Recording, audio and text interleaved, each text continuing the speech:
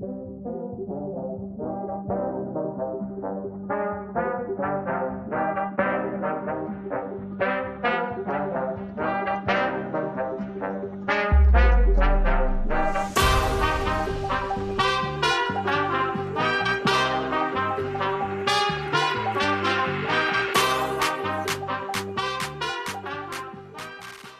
we have a bit of a special mission here today. Someone, unfortunately, has lost their wedding ring in the ocean. Now, this wedding ring is 6 millimeters wide, it is 14 karat gold, and so it should give off a pretty hefty signal. Unfortunately, it was lost in an area with a lot of wave activity, as well as a lot of porous lava rock. So it might not be the easiest recovery. Nonetheless, we are not one to back down from a challenge, so we are going to gear up, get out there, and see if we can't get someone their wedding ring back on their finger. So, let's get a move on. And we are off to the races with a lead fishing weight and a fossilized clamshell. Then we got a signal that was in the gold range, and I could see the rim sticking out from underneath the rock. Unfortunately, aluminum also sits in the gold range.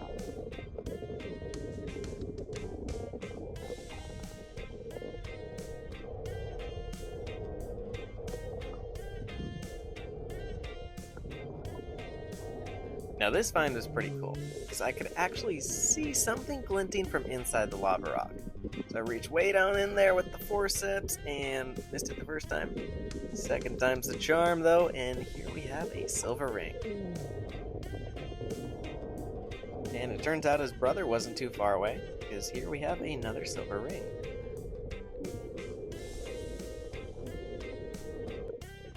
Now this one was a fun one. It was in an area with a lot more wave activity, and so I was kind of getting thrashed around.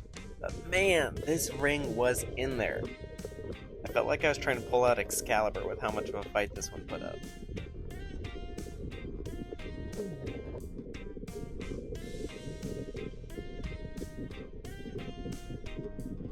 And this is the moment when I start to get really frustrated.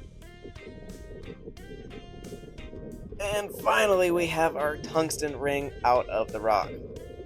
But once we take it home and clean it up, you actually find that it's a little more than just tungsten.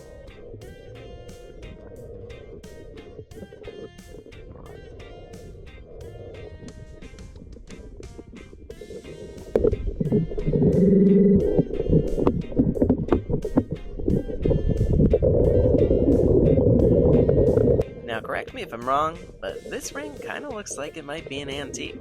And look at that massive green stone. Unfortunately, the waves later knocked this one right out of my fanny pack, so we're gonna have to go back for it.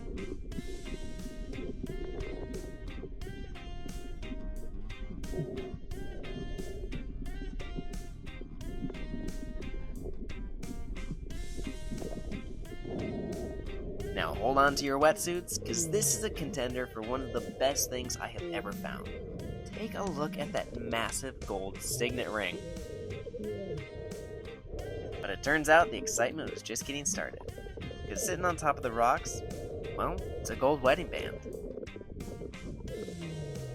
Now at this point, my heart is pumping pretty fast, and the sun's going down, so let's take it home and see if it is the ring we are looking for. And always remember to sweep the metal detector as you're on your way back to base camp, because you never know. After about 10 minutes in the vinegar, we got rid of most of the calcium buildup on the rings. And I could not wait to polish this signet ring. I mean, look at that shine. Comment down below if you have any idea what that crest is supposed to be. To me it looks like 3 coconuts with a pair of antlers and a little fly standing above it. I'm sure that's not what it is, but if you have any ideas, let me know, because I would love to figure it out. If you can't tell, I'm pretty excited about this find, because it's actually one of my bucket listers. I love signet rings, think they're beautiful, and I finally got one for myself. The silver rings though were a little tougher to polish, just because they have so much intricate detail.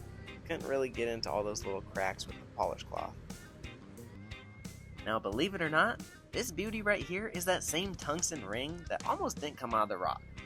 And the reason I'm polishing it is because it has a strip of 14 karat rose gold running right down the middle.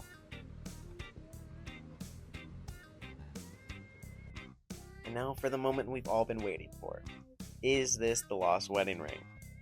Well, once it was all cleaned up and polished, It was 14 karat gold, but once we got out the tape measure, we found that it was only half the size that it needed to be. We were looking for a 6mm, and this is a 3mm.